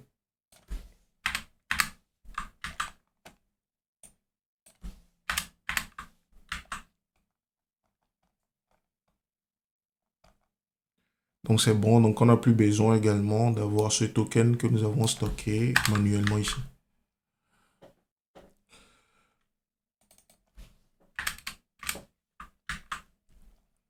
Donc, malgré que nous réalisons maintenant la requête vers le serveur en utilisant le token qui est disponible au niveau du local storage, notre application dans son état actuel est incomplète. C'est-à-dire que nous devons mettre en place le logout et mettre également en place l'affichage du nom de l'utilisateur connecté à l'application. Donc avec ce que nous avons fait également, nous disons ici, au niveau du hôte service, donc si nous revenons plutôt au niveau de l'intercepteur que nous avons mis en place,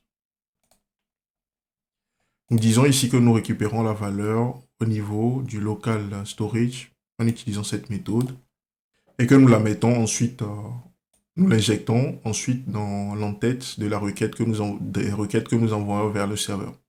Mais il se peut que ces données n'existent pas au niveau du local storage. Par exemple, lorsque l'utilisateur se déconnecte, on est censé supprimer ces données du local storage. Donc, ce qu'il faudra faire dans ce cas, nous allons faire une vérification supplémentaire ici et dire que nous souhaitons faire cela seulement lorsque le token est là.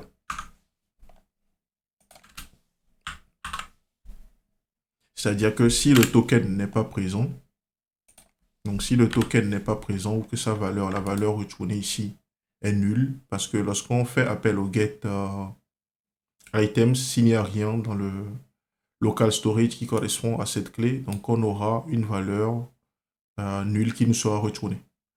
Donc nous allons juste contrôler cela et dire que s'il n'y a rien dans le local storage, que nous ne souhaitons pas modifier la requête qui est en cours. Donc dans ce cas, nous allons juste faire un return nest et laisser la requête qui est déjà en cours telle qu'elle.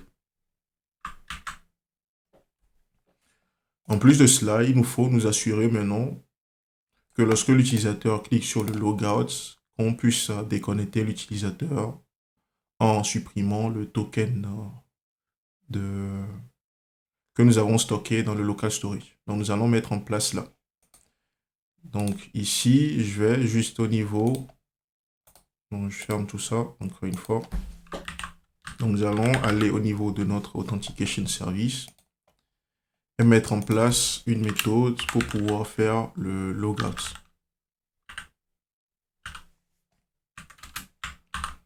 Donc le logout va consister dans un premier temps à vider le contenu du local storage. Donc nous allons faire ici local storage. Donc on va prendre notre local storage et fait un remove. J'ai mis location au lieu de local storage. Remove item et lui passer la clé de token ici. Donc cela va constituer, va se matérialiser par la suppression du token dans le local storage. Donc nous allons mettre en place cela, c'est-à-dire rendre le bouton que nous avons ici fonctionnel. Donc dans l'application, je vais retourner au niveau du header dans ce cas. Donc le header components, je prends la partie logique. Donc au niveau du header, nous allons commencer ici par injecter le Authentication Service, vu que nous avons besoin de cela pour effectuer différentes actions liées à l'authentication. Donc je fais Authentication Service ici.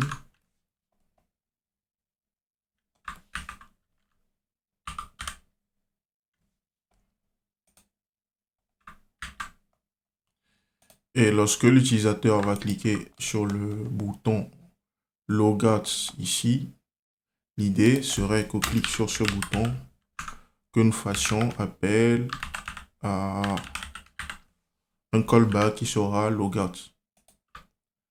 Donc cet appel va se charger de vider le contenu de notre local storage en faisant appel au service d'authentication. Donc on va faire logout ici. Donc, nous allons tester cela déjà pour voir ce que ça donne. Donc je viens là.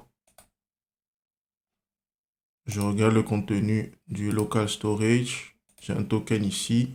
Je fais logout. Donc on voit que je n'ai plus rien dans le local storage. Donc lorsque je vais réactualiser cette page par exemple, donc je vois que mes requêtes maintenant échouent parce que je n'ai plus de token pour pouvoir avoir les...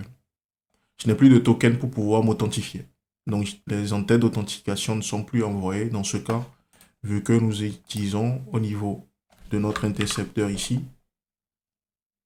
Donc si je prends l'intercepteur,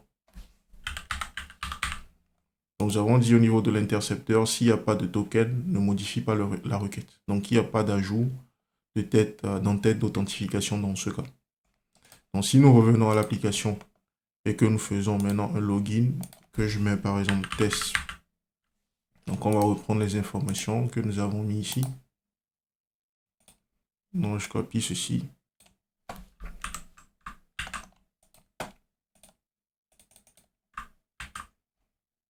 Et que je mets cette information également.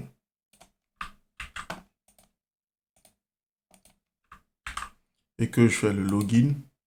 Donc on voit que les choses marchent automatiquement. Pourquoi? Parce que le login ici, nous avons dit lors du login, lorsque le login est OK. Donc si on se réfère au contenu de la page d'authentification ici, authentication page, donc login page. Donc, nous avons dit ici, lorsqu'on fait une requête de login et que la requête marche, stocke ces informations dans le local storage. Et vu que nous stockons cette information dans le local storage, plus tard, lorsque nous souhaitons effectuer une requête, lorsqu'on vient sur cette page, l'intercepteur va se déclencher. Et l'intercepteur va trouver que maintenant nous avons un token qui est disponible dans notre local storage et va l'utiliser et l'insérer dans les requêtes qui seront effectuées vers le serveur plus tard. Donc, ce qui explique que nous arrivons à récupérer la liste ici. Et même si nous essayons également d'ajouter un nouvel utilisateur ici, un nouvel employé ici, donc on voit que l'employé est bien ajouté à la liste Et cette requête également a été effectuée en utilisant le token qui est disponible dans notre local storage. Donc, ce que nous n'avons pas mis en place jusque-là, c'est de détecter si l'utilisateur est connecté pour pouvoir afficher ou non ces éléments. Donc, pour pouvoir faire cela, nous faut trouver une façon réactive de le faire. Donc, pour pouvoir mettre en place cette réactivité, on peut soit passer par les behavior subjects, soit passer par les signaux. Donc, nous allons utiliser les signaux pour pouvoir réaliser cela. Donc, nous allons mettre en place un signal au niveau de notre service d'authentification qui va nous informer si l'utilisateur est connecté ou pas. Donc, si nous retournons au niveau de notre application, donc si je ferme tout ça et que je prends notre service d'authentification ici,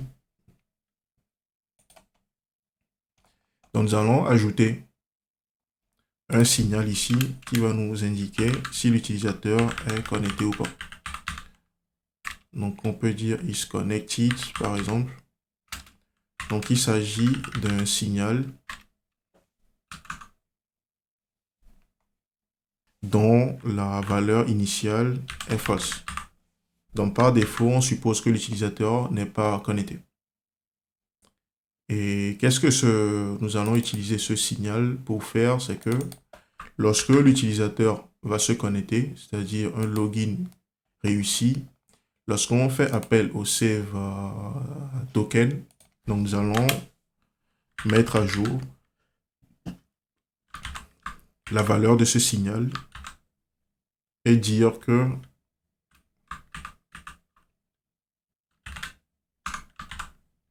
l'utilisateur est connecté. Donc, on va mettre cette valeur à 3. Et lorsque l'utilisateur se déconnecte en faisant un logout, donc nous allons remettre cette valeur à false. Donc, l'idée derrière cela, c'est que quelqu'un qui fait appel à ce signal pour récupérer sa valeur sera informé en temps réel ou de façon réactive que l'utilisateur est connecté ou pas. Donc, de l'extérieur, au lieu de donner accès directement à ce signal pour que quelqu'un puisse modifier sa valeur, nous allons l'exposer plutôt sous une forme read-only ou sous un format read-only. Que cela soit seulement lisible, mais pas modifiable. Donc, on va dire ici que ce signal que nous avons ici, c'est un private, de sorte que ça ne soit pas accessible de l'extérieur. Et nous allons recréer ici un nouveau signal ou un nouveau getter qui va permettre de récupérer la valeur de ce signal que nous avons exposé ici. Donc, nous allons dire ici que nous exposons un autre signal qui sera vu de l'extérieur. Donc, on peut même faire ceci. Donc, créer une valeur comme ça avec underscore. L'utiliser ici et là. Et de l'extérieur, nous allons exposer un signal que nous allons nommer isConnected comme ça, qui sera la valeur publique et qui va se baser sur le signal que nous avons déjà ici. Donc, on peut dire que ce signal est le signal actuel, donc le isConnected, mais nous allons l'exposer en tant que read-only à l'extérieur. Donc, on peut réaliser la même chose, par exemple, en utilisant le computed. Donc, on peut créer un computed qui va se baser sur ça. Et à chaque fois que la valeur change, la valeur sera automatiquement mise à jour. Et cela pourrait être lu de l'extérieur. Donc, excusez-moi pour cette partie, c'est du public. Donc, de l'extérieur, maintenant, pour accéder, pour savoir si l'utilisateur est connecté ou pas, il suffit de se greffer sur ce signal. Donc, au niveau de l'entête, en supposant que nous souhaitons savoir si l'utilisateur est connecté, d'afficher tout ce qu'il y a ici. Et lorsque l'utilisateur n'est pas connecté, d'afficher ça. Donc, on peut simplement faire un @if ici et se baser sur le signal que nous venons de créer. Donc, ici, nous allons juste dire ici, au niveau de la partie TypeScript ici, nous allons dire que nous récupérons cette information. Donc, on éjecte le service. Ensuite, nous mettons la valeur auquel nous avons accédé. Donc, du coup, ici, on peut dire que nous avons une propriété qui est, par exemple, isConnected au niveau de notre header et que cette valeur correspond à la valeur de l'authentication service isConnected comme ça. Donc, cela nous donne référence, ceci nous donne, cette référence nous donne assez un signal de booléen qu'on peut manipuler plus tard dans notre template. Donc, vu que c'est un template, le template va se brancher en mode consommateur sur ce signal. Donc, à chaque fois que sa valeur va changer, il sera réévalué et en fonction de ce que nous souhaitons faire, utiliser cette valeur pour travailler. Donc là, j'ai dit, si l'utilisateur est connecté, affiche ceci. Alors que la condition que nous souhaitons, c'est que si l'utilisateur n'est pas connecté, affiche-nous plutôt ce bloc. Donc, on va voir ce que ça donne. Donc, actuellement, ça affiche le bloc. Il nous faut juste afficher la valeur ici. Donc, on va voir déjà si ce que nous avons fait marche ou pas. Donc, si je m'amuse à afficher la valeur ici, en utilisant le pipe JSON. Donc, si je retourne ici et que j'ajoute dans mon header l'utilisation du JSON pipe. Donc, on va voir ce que ça donne.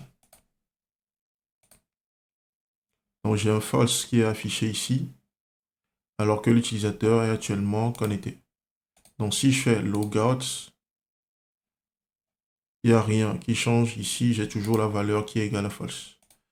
Donc, il y a un problème au niveau de ce que j'ai mis en place.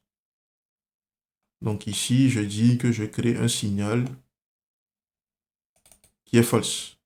isConnected, le signal qui est false. Donc, je dis ici, lorsque je fais un login,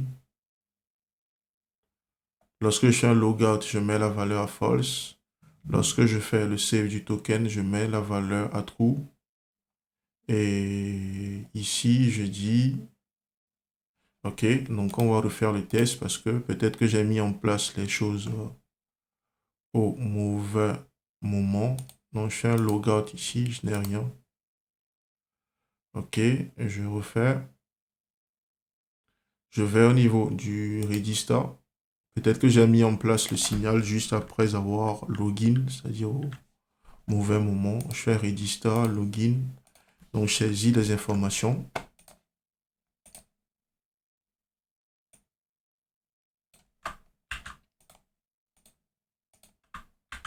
Je saisis le mot de passe également.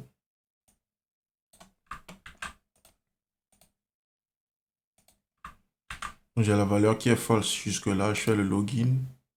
J'ai la valeur qui passe à true. Donc, du coup, j'avais mis en place le signal au mauvais moment. D'où le fait que ça ne réagissait pas. Donc, si j'actualise par exemple la page, je vois que j'ai la valeur qui est à false ici, dans ce cas.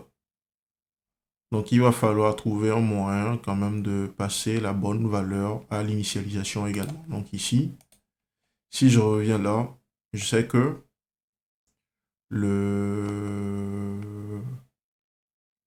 lorsque je viens la première fois sur la page, donc j'ai cette valeur qui est appelée et la valeur qu'on lui donne par défaut, c'est false. Donc, au lieu de lui donner cette valeur qui est false par défaut, on va dire ici que ceci sera initialisé avec la valeur qui sera récupérée. C'est-à-dire que s'il y a un token qui est présent dans la... S'il y a un token qui est présent, cela veut dire que l'utilisateur est connecté. Donc ici, on va utiliser ceci pour indiquer si oui ou non l'utilisateur est connecté la première fois. Donc l'idée, c'est que nous allons retourner, nous allons convertir ceci en du booléen. Donc si un token est présent, ceci, l'expression que nous avons ici va retourner true. Donc cela va indiquer que l'utilisateur est connecté. Sinon, cela va retourner false la première fois qu'on vient et ça va dire que l'utilisateur n'est pas connecté. Donc, on voit maintenant que c'est ce qui manquait et qui faisait que le contrôle ne marcherait pas. Donc, si je fais logout, donc j'ai le register login qui est affiché. Lorsque je vais sur la page de login, que je saisis les informations,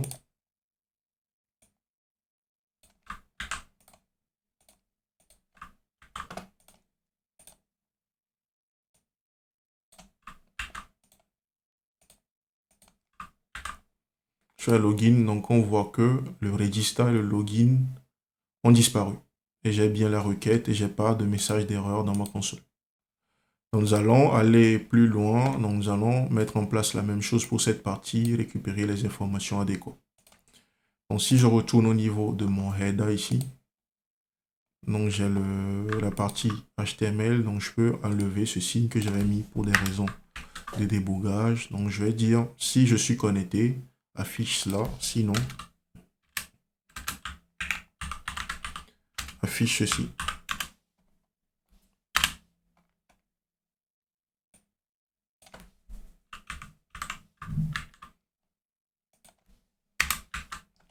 Donc cela fera qu'on aura un seul élément qui est affiché à la fois. Donc là, nous sommes connectés, nous avons le logout. Lorsque je fais logout, donc on me demande maintenant de faire le register. Et lorsque je fais de faire register au login. Donc lorsque je fais login, je peux renseigner les informations et me connecter de nouveau. Donc je fais ceci.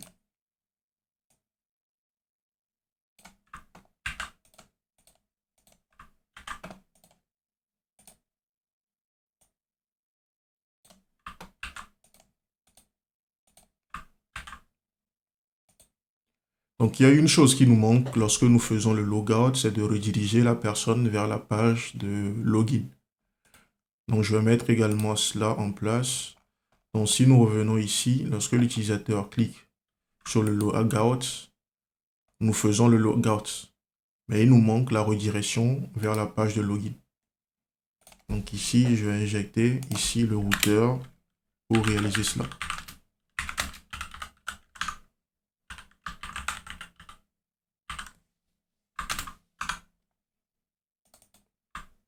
Donc avant de faire, juste après le logout, donc nous allons rediriger l'utilisateur ici vers la page de login. Donc je fais navigate et je redirige l'utilisateur, dans ce cas, vers la page de login. Comme ça, on a une expérience utilisateur qui est plus fluide. Donc ici, actuellement, je suis connecté. Je fais logout, donc je suis redirigé sur la page de login. Je fais login. Je suis déjà sur la page, donc pas besoin de faire quoi que ce soit. Donc je vais juste récupérer ces informations et les utiliser pour me connecter.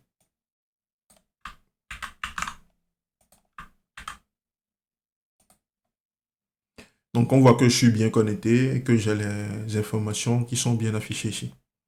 Donc la seule chose que l'API actuelle ne nous permet pas de faire, c'est que nous n'avons pas la possibilité d'afficher les informations de l'utilisateur qui est connecté.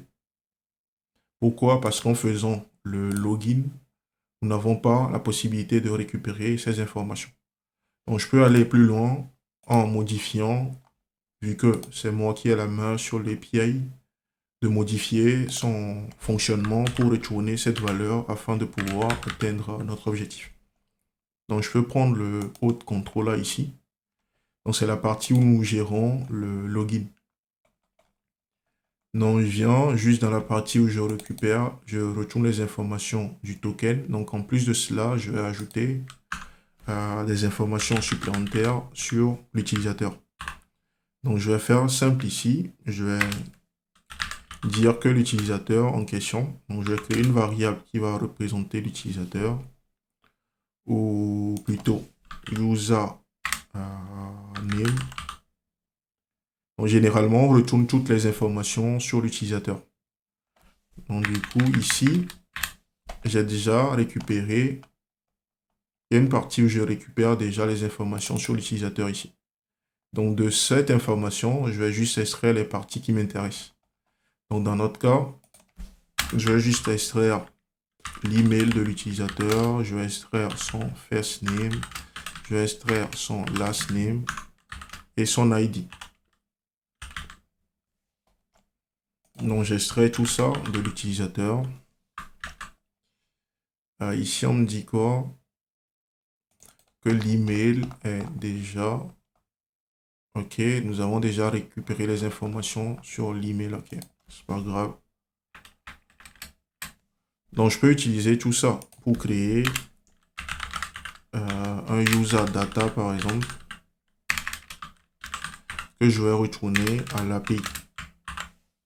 Donc, je vais récupérer, je vais mettre tout ceci, en plus de l'email de l'utilisateur, c'est-à-dire l'email qu'il a utilisé pour se connecter, et envoyer cela en plus du token ici. Là, on me dit quoi? Que le user data a été déjà déclaré. Ok, donc je vais mettre user info parce qu'il y a une variable data déjà dans le scope. Et je vais mapper user sur cela. Donc en faisant cela, il me suffit de relancer mon serveur ici. Parce qu'il y a une partie qui fait déjà le build en temps réel. Donc je fais juste ceci. Et nous allons retester ceci pour voir. Donc je fais l'envoi des informations. Donc je vois que j'ai maintenant user qui apparaît avec les informations supplémentaires.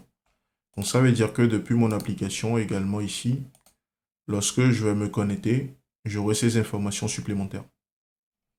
Donc ça veut dire également qu'au niveau du login que nous avons mis en place, donc au niveau du service ici, Authentication Service, donc cela veut dire qu'à la récupération, au login, ici, la partie où je fais le save token, donc je peux stocker en plus de cela les informations sur l'utilisateur. Donc ça veut dire que ici, par exemple, je peux modifier le fonctionnement et ajouter des informations supplémentaires pour pouvoir réaliser ce que je souhaite, ce que j'ai souhaité réaliser jusque-là. Donc je vous invite à faire cela par vous-même pour avoir la main. Donc vous pouvez modifier ici le save au lieu d'avoir save au token. Donc vous pouvez faire par exemple save authentication data et ajouter un paramètre supplémentaire ici pour pouvoir récupérer les informations de l'utilisateur et l'afficher directement dans l'entête, comme c'est le cas ici. Donc ça veut dire que désormais, lorsque je fais le login et que je renseigne ces informations, vu que j'ai des informations sur l'utilisateur, je peux également extraire ces informations et les afficher comme nous l'avons fait pour le token. Donc jusqu'ici, il faudra afficher l'information dans l'entête. Donc si on regarde ici, le network, donc on voit que lors du login, dans la partie preview, j'ai maintenant des informations sur l'utilisateur. Donc il suffit de stocker également ces informations et de mettre en place une petite logique pour pouvoir récupérer le nom d'utilisateur et son last name et l'afficher à la place du Mondes ici. Donc l'idée derrière cette vidéo était de mettre en place l'authentification en utilisant toutes nos connaissances que nous avons acquises jusque-là. Et l'idée également c'était de permettre de voir comment nous pouvons utiliser les intercepteurs pour pouvoir effectuer des requêtes en modifiant ces requêtes avant de les envoyer au serveur. Donc il y a beaucoup d'améliorations qu'on pourrait apporter à l'application dans son état actuel, comme le fait de gérer l'affichage des messages d'erreur que nous n'avons pas fait, que ce soit au niveau des formulaires ou lorsqu'il y a des erreurs K103 ou K101, d'afficher des messages adéquats à l'utilisateur pour l'informer de ce qui se passe exactement ou pour lui donner plus d'informations.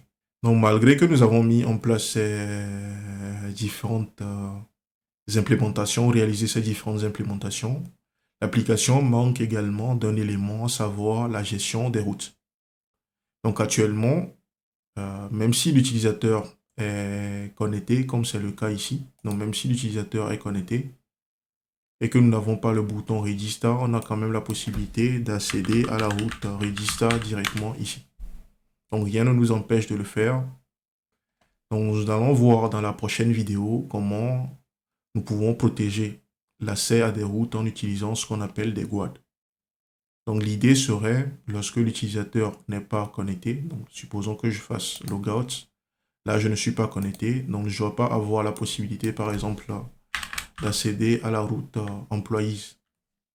Mais actuellement j'arrive à y accéder parce qu'il n'y a rien qui me protège d'accéder à cette route.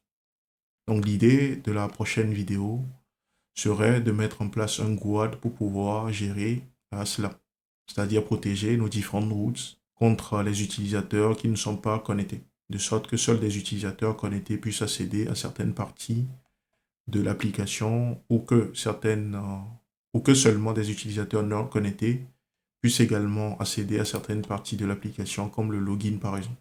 Parce que c'est pas logique que quelqu'un de connecté, déjà connecté, accède encore à cette page. Donc nous allons voir comment réaliser cela dans la prochaine vidéo qui va porter sur les guards. Et ce serait probablement la dernière vidéo de cette série dont l'idée était de vous permettre d'apprendre Angular de zéro à travers la réalisation d'un projet fonctionnel. J'espère que cette vidéo vous a permis d'apprendre quelque chose de nouveau. Si c'est le cas, n'hésitez pas à la liker et n'hésitez pas à la partager autour de vous afin de permettre d'améliorer la visibilité de la chaîne et de permettre à d'autres personnes de découvrir le contenu que je partage. D'ici là, portez-vous bien.